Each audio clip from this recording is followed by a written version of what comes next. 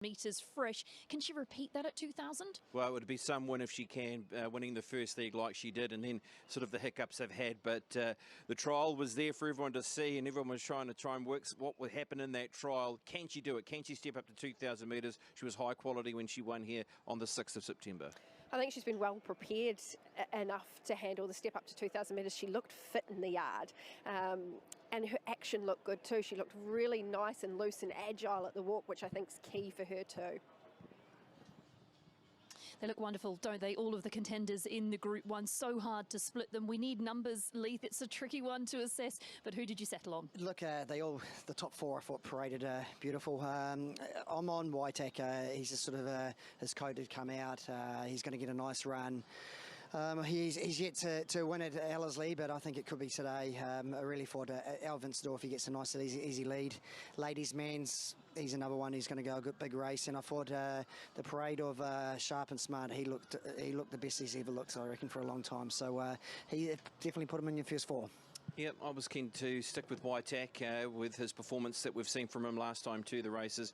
Al Vencedor, massive respect with what he brings with his Ellerslie form, his Group 1 form. Ladies Man, I'm sure everyone would love to see Ladies Man win with the passing of the late Ron Stanley and laid to rest this week. And Quintessa, who was pushing favouritism. This horse is nearly the favourite. Wow, this would be an enormous win. I think was it excellent, maybe the last horse to go from winning the first leg and then missing the next and then going straight into a Livamol / Celt Capital Stakes, and I've put her into 4th position, but boy, she's moving in the market. She sure is. She is on the move. Jane Ivel, we need your guidance when it comes to a pick of the yard. Who stood out to you with the Group 1 horses? I don't think there was much between the 3 Ladies Man and the 2 Waitek. I've put Ladies Man on top. It's just because it's the fittest I think I've ever seen him on race day. Waitek, he's on an upward trajectory. They both looked great. Quintessa, I'm not surprised by that move in the market. I think the team have prepared her well enough to make that step up to 2,000 metres today, and I agree with Leith. Sharp and Smart, best parade I've seen from him. Let's find out what the market is like ahead of the Livamol Classic. Thad Taylor will come to you from the TAB. Quintessa, most definitely on the move. Boy, oh boy, I'm not surprised by the move like Jane to a degree, but I'm surprised by this much of a move. $3.40 now, could threaten favouritism late. Was $7, Quintessa. El Vencedor looks like it may cling on, but it's at $3.20, and Waitek gets out to $3.60. Ladies Man has been the horse of the 4 favourites, which has eased the most, $4.50 out to $6. Some interest in Sharp and Smart, touched $23 into $16, and Aftermath traded as high as $51. It's into $31, but boy, oh boy, there's no doubt who the hot runner here is in the Livamol Classic. Quintessa, 7 into $3.50. Legado's deduction has been removed from the Group 1, so we don't need to worry about the 12% around Legado. Quintessa, it almost is favourite, $3.40 plays $3.30 against El Vencedor. Yeah, great insight into the market pre-start here ahead of the Group 1 Livamol Classic. Aidan, we'll come to you. You're with some key connections. Andrew Scott, how happy are you with Waitek and his parade? Oh, look, all the team's happy with him. He's had a good 3 weeks. He galloped between races there at Rotorua last week. Lance said he galloped the house down. His work this week's been... He's a terrific track worker. He puts a lot of energy into it. So, no, we're really pleased with him. We've just got to hope that, you know, in a tactical affair, things go his way and, you know, hopefully run a good gallop and he's hitting the line. But, no, we're well pleased. Best of luck. Thank you. Yeah, best of luck to all of the connections here in the Group 1. George Simon, looking forward to your call. It'll be a fun one, and it's a super competitive running an edition of the Livamol Classic. It certainly will be, Emily. Now, we've got 3 more to come into line, including Quintessa. Now, Aftermath has been backed out of its stall just to add to the occasion here. Okay, just an adjustment to the noseband on Aftermath. And it's obviously been sorted because he's back in his stall in the inside gate.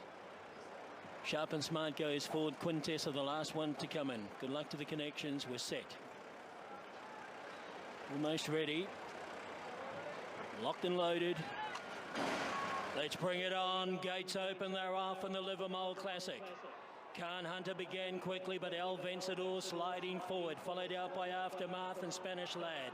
White Tackle settle fifth, and then Sharp and Smart back near the tail to solidify, with Ladies Man and Quintessa being eased back to the tail by Bosson. They work out of the straight and they head out to the 1700 in the Livamol, and the pacemaker is Khan Hunter gets his moment of glory out in front, led by a length from El Vencedor, content to let Khan Hunter do the donkey work. Settling third is Aftermath, 2 lengths away Spanish Lad. 3 back then to White Tack, he's back fifth last, followed by Ladies Man and Sharp and Smart, and also Quintessa, and with them also is Solidify. They work down towards the 1300 metres, spread out over 10 lengths. Khan Hunter the leader, leads by 3/4 and they're not breaking any records. El Vencedor at his favourite track, he's second on the outside. Trailing third Aftermath, Spanish Lad is fourth. 2 lengths away then to White Tack, he's been racing on his own in midfield, followed then by Ladies Man, with it is Sharp and Smart. Back second last here is Solidify, and last on the inside Quintessa. 8 lengths over the field, 900 metres to go in the Livamol Classic Group 1. Pacemaker El Vencedor's now starting to rock and roll. The big EV strode to the lead, and he put 2 lengths on them from Khan Hunter and Aftermath. Then Spanish Lad, the first of his major rivals. White Tack is spotting El Vencedor, good 8 lengths. Then came Sharp and Smart from Solidify, Ladies Man and Quintessa. Up towards the home turn, 450 to go, and it's El Vencedor. He's clear by 4 lengths. Can he hold on? White Tack is sitting out after him, and then came out wide now. Sharp and Smart, Ladies Man not in it. It's El Vencedor at the 250. White Tack is coming after him, gobbled him up. White Tack went past El Vencedor. Aftermath going a race, then Sharp and Smart Solidify, but White Tack for his third Group 1, and the Steamer Railway winner is a Livamol winner. Oh, what a win, White Tack. El Vencedor second, Sharp and Smart third, and Aftermath covered himself in glory for fourth. Then followed over by Khan Hunter, also flashing at them late. Ladies Man, Solidify, Spanish Lad, and Quintessa didn't yelp today, but White Tack did. What a win by White Tack. A no panic ride by Craig Grills. The O'Sullivan Scott team, Wexford Stables, do it again for owner Jewel Devine. And White Tack, he won a Sistema Railway over 1200 at the elite level. He's won his third Group 1, and he has bolted in. White Tack, 380, 140, El Vencedor. You knew what was going to happen to Sharp and Smart is coming back into form, and what about Aftermath? Finishing fourth in the Group 1 Livamol Classic, but it was a one-act affair. White Tack takes out the Livamol. The smile on Craig Grills' face says it all. Group 1 glory for White Tack. Back-to-back Group 1s, and it was a demolition job of the Livamol Classic. Yeah, super ride by Craig. He let it all unfold in front of him. And look, White Tack's one of those horses, can run a really fast sectional. And look, I tell you, it's a really good ride by Billy Pinn as well. He was outside the leader, and he's injected the speed into the race at the right time. So El Vencedor's game in defeat, but White Tack way too good. You're right. Woodham did the right thing because he tried to get White Tack, off the bit and really chasing, and he put a break on the rest of them and had to bury the inside horse, and he's given his chance, the best chance of trying to win the race. It was just that White Tack was able to really stoke up and go straight on by. A horse that's won a Group 1 railway has just come out and now won the Livamol Classic. You make a really good point there, because it is a remarkable CV that White Tack is putting together. When you saw how incredible he was winning the sprint race, to have now done it at the 2,000 metres as well. Aidan Rodley will come to you with no doubt a very delighted Team Wexford. Yeah, he's just going to accept one more round of congratulations. There's a whole lot of people here who are wanting to come up and shake Andrew Scott's hand and congratulate him on this, which has been a massive win from White Tack. They've done a super job with them between Lance O'Sullivan and Andrew Scott. Scotty, what does that mean to you? Oh, it means a lot to the camp, Look, when you've got a big build-up of... Yeah, it's just a massive team effort, and the team's been racing well, and you only hope that that the team can keep building and getting results like today. And the team was so confident all week, and